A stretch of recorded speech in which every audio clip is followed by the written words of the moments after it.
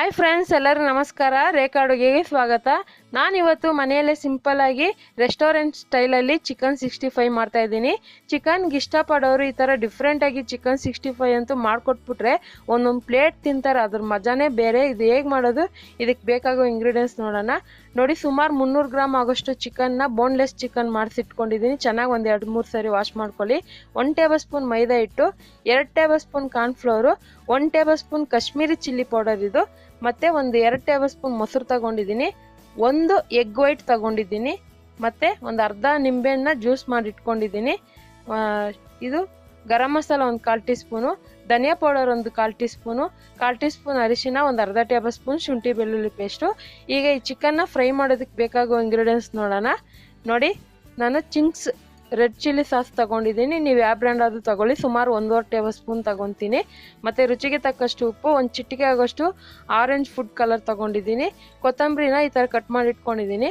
ಬೆಳ್ಳುಳ್ಳಿ ಒಂದು 10 ಬೆಳ್ಳುಳ್ಳಿ ಸಿಪ್ಪೆ ತೆಗೆದು ಈ ಥರ ಚಿಕ್ಕದಾಗಿ ಕಟ್ ಮಾಡಿ ಇಟ್ಕೊಂಡಿದ್ದೀನಿ. ಒಂದು ಅರ್ಧ ಟೀ ಸ್ಪೂನ್ ಅಚ್ಕಾರದ ಪುಡಿ, ಕರ್ಬೇವು ಎಲೆ ಒಂದು 10ರಿಂದ 12 ಎಲೆ ತೊಗೊಳ್ಳಿ. ಹಸಿರು ಮೆಣಸಿನ್ಕಾಯಿ ಒಂದು 4ರಿಂದ 5 ಈ ಥರ 2 ಭಾಗ ಮಾಡಿ ಇಟ್ಕೊಳ್ಳಿ. ಮತ್ತು ಎಣ್ಣೆ ಒಂದು 4ರಿಂದ 5 ಟೇಬಲ್ ಸ್ಪೂನ್. ಈಗ ಹೇಗೆ ಮಾಡೋದಂತ ನೋಡೋಣ. ನೋಡಿ, ಒಂದು ಬೌಲ್ಗೆ ನಾನು ಈಗ ಎಗ್ ವೈಟ್ ಹಾಕ್ತಾಯಿದ್ದೀನಿ. ನೀವೇನಾದರೂ ಒಂದು ಅರ್ಧ ಕೆಜಿ 3/4 ಕೆಜಿ ಮಾಡೋದಾದರೆ ಒಂದು ಮೊಟ್ಟೆ ಫುಲ್ ಉಪಯೋಗಿಸಿ. ನಾನು ಅರ್ಧ ಮೊಟ್ಟೆ ಬೇಕಾಗುತ್ತೆ ಅಂದ್ಬಿಟ್ಟು ಎಗ್ ವೈಟ್ ಮಾತ್ರ ಯೂಸ್ ಮಾಡ್ತಾಯಿದ್ದೀನಿ. ಇದಕ್ಕೆ ಖಾರದ ಪುಡಿ, ಧನಿಯಾ ಪುಡಿ, ಗರಂ ಮಸಾಲ ಮತ್ತು ಅರಿಶಿನ ಪುಡಿ ಇದೆಲ್ಲ ಹಾಕೋಬೇಕಾಗುತ್ತೆ.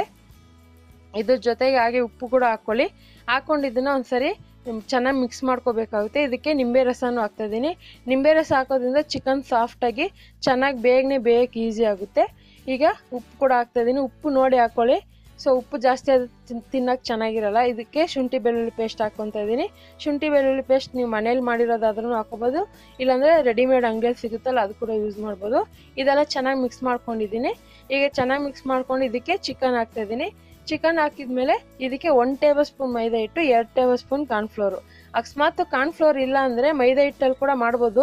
ಆದರೆ ನಮಗೆ ಬೇಕಾಗಿರೋಂಥ ಒರಿಜಿನಲ್ ಚಿಕನ್ 65 ಚೆನ್ನಾಗಿ ಬರೋಲ್ಲ. ಅದಕ್ಕೋಸ್ಕರ 2 ಹಾಕಬೇಕು. ಮತ್ತು ಮೊಸರು ಹಾಕ್ತಾಯಿದ್ದೀನಿ. ಮೊಸರು ಹಾಕಿದ್ರೂ ಸಾಫ್ಟಾಗಿ ತಿನ್ನೋಕ್ಕೆ ಚೆನ್ನಾಗಿರುತ್ತೆ. ಸೊ ಇದೆಲ್ಲ ಚೆನ್ನಾಗಿ ಮಿಕ್ಸ್ ಮಾಡಿದ ಮೇಲೆ ಮಿನಿಮಮ್ ಒಂದು 2ರಿಂದ 3 ಅವರ್ ಬಿಡಬೇಕಾಗುತ್ತೆ. ಸೊ ನೀವು ಮಧ್ಯಾಹ್ನ ಮಾಡೋದಾದರೆ ಬೆಳಗ್ಗೆ ಕಳಿಸಿಡಿ, ರಾತ್ರಿ ಮಾಡೋದಾದರೆ ಮಧ್ಯಾಹ್ನ ಕಳಿಸಿಡಿ. ಇವಾಗ ನಾನು ಇದನ್ನು 1 ಅವರ್ ಬಿಡ್ತೀನಿ. ಸೊ 1 ಅವರ್ ನೆಂದಿದ್ದಾಗಿದೆ. ಈಗ ಸ್ಟವ್ ಮೇಲೆ ಎಣ್ಣೆ ಇಟ್ಕೊಂಡಿದ್ದೆ, ಎಣ್ಣೆ ಕೂಡ ಕಾದಿದೆ. ಈಗ ಇದನ್ನು ಚಿಕನ್ನ ನಾನು ಒಂದೊಂದು ಪೀಸ್ ಹಾಕ್ಕೊಂಡು ಕಬಾಬ್ ಥರನೇ ಫ್ರೈ ಮಾಡಿ ಎತ್ಕೊತೀನಿ. ನೋಡ್ತಾ ಇರ್ಬೋದು. ಸೊ ಲೈಟ್ ಗೋಲ್ಡನ್ ಕಲರ್ ಬರುತ್ತೆ ಇದು. ಸೊ ಇದಾದ್ಮೇಲೆ ನಾವು ಇದನ್ನು ರೋಸ್ಟ್ ಮಾಡಬೇಕಾಗುತ್ತೆ. ಈ ಚಿಕನ್ 65 ಹೆಸರು ಹೇಗೆ ಬಂತು ಅಂದರೆ, ಹಿಂದಿನ ಕಾಲದಲ್ಲಿ ಜಾಸ್ತಿ ಮಿಲ್ಟ್ರಿ ಹೋಟೆಲ್ಗಳಿರ್ತೈತಂತೆ. ಅದರಲ್ಲಿ ಮೆನು ಕಾರ್ಡ್ನಲ್ಲಿ ಚಿಕನ್ 65 ಅಂತ ನಂಬರ್ ಇತ್ತಂತೆ. ಅದಕ್ಕೋಸ್ಕರ ಚಿಕನ್ 65 ಅಂತ ಹೆಸರು ಬಂದಿದೆ.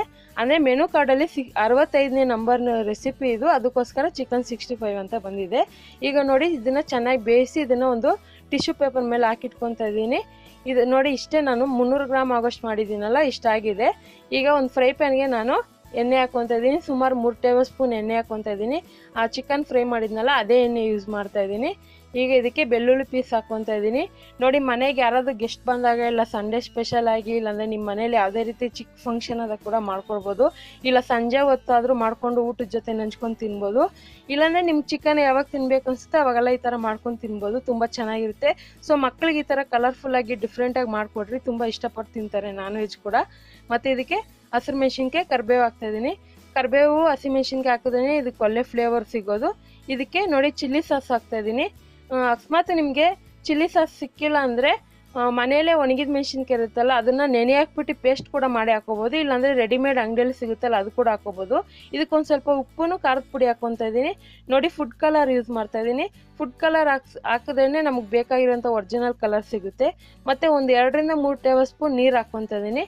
ಹಾಕ್ಕೊಂಡಿದ್ದನ್ನು ಮೀಡಿಯಮ್ ಫ್ಲೇಮಲ್ಲಿ ಚೆನ್ನಾಗಿ ಕುದಿಸ್ಕೋಬೇಕಾಗುತ್ತೆ. ಸೊ ಮೀಡಿಯಮ್ ಫ್ಲೇಮಲ್ಲೇ ಇರಲಿ, ಯಾಕಂದರೆ ಆ ಸಾಸಲ್ಲಿರೋ ಹಸಿ ವಾಸನೆ ಎಲ್ಲ ಹೋಗಬೇಕಾಗುತ್ತೆ. ಅದಕ್ಕೋಸ್ಕರ ನೋಡಿ, ಈಗ ಫ್ರೈ ಮಾಡಿದ್ಮೇಲೆ ಆ ಚಿಕನ್ ಹಾಕ್ಕೊತಾ ಇದ್ದೀನಿ. ಚಿಕನ್ ಹಾಕಿದ್ಮೇಲೆ ನೀವು ಐ ಫ್ಲೇಮಲ್ಲಿ ಇಟ್ಕೊಂಡು ಚೆನ್ನಾಗಿ ರೋಸ್ಟ್ ಮಾಡಿ. ಆವಾಗ ಹಾಕಿರೋಂಥ ಸಾಸು, ಬೆಳ್ಳುಳ್ಳಿ, ಕರ್ಬೇ ಸೊಪ್ಪು ಫ್ಲೇವರ್ ಅದೆಲ್ಲ ಚಿಕನ್ಗೆ ಚೆನ್ನಾಗಿ ಇಟ್ಕೊಳ್ಳುತ್ತೆ. ಅವಾಗ ಚೆನ್ನಾಗಿರುತ್ತೆ. ನೋಡ್ತಾ ಇರ್ಬೋದು, ತವಾದಲ್ಲಿ ಯಾವುದೇ ರೀತಿ ಮಸಾಲೆ ಇಲ್ಲ, ಎಲ್ಲ ಚಿಕನ್ಗೆ ಅಂಟ್ಕೊಂಡಿದೆ. ಇದಕ್ಕೆ ಕೊತ್ತಂಬರಿ ಹಾಕ್ತಾಯಿದ್ದೀನಿ. ಕೆಲವರು ಸ್ಪ್ರಿಂಗ್ ಆನಿಯನ್ ಯೂಸ್ ಮಾಡ್ತಾರೆ. ಸೊ ಅದೆಲ್ಲ ಟೈಮಲ್ಲೂ ಸಿಗೋದಿಲ್ಲ. ಮತ್ತು ಅವ್ರು ಇರೋ ಜಾಗದಲ್ಲಿ ಕೆಲವೊಂದು ಅಂಗಡಿಗಳು ಸಿಗಲ್ಲ, ಅದಕ್ಕೋಸ್ಕರ ಕೊತ್ತಂಬರಿ ಮಾತ್ರ ಹಾಕ್ಕೊತಾ ಇದ್ದೀನಿ. ಈಗ ಇದನ್ನು ಒಂದು ಸರ್ವಿಂಗ್ ಪ್ಲೇಟಿಗೆ ಸರ್ವ್ ಮಾಡ್ತಾ ಇದ್ದೀನಿ. ಇದ್ರ ಜೊತೆಗೆ ನಿಂಬೆಹಣ್ಣು ಈರುಳ್ಳಿ ಏನೇ ಆಗಲಿ ಕಾಂಬಿನೇಷನ್ ತಿನ್ನೋಕ್ಕೆ ಚೆನ್ನಾಗಿರುತ್ತೆ. ನೋಡೋದಲ್ಲ ಎಷ್ಟು ಸಿಂಪಲಾಗಿ ಕಲರ್ಫುಲ್ಲಾಗಿ ಮನೆಯಲ್ಲೇ ಚಿಕನ್ 65 ಮಾಡೋದು ಅಂತ. ಹಾಗಾದರೆ ರೆಸಿಪಿ ನಿಮ್ಗೆ ಖಂಡಿತ ಇಷ್ಟ ಆಗಿದೆ ಅನ್ಕೊತೀನಿ.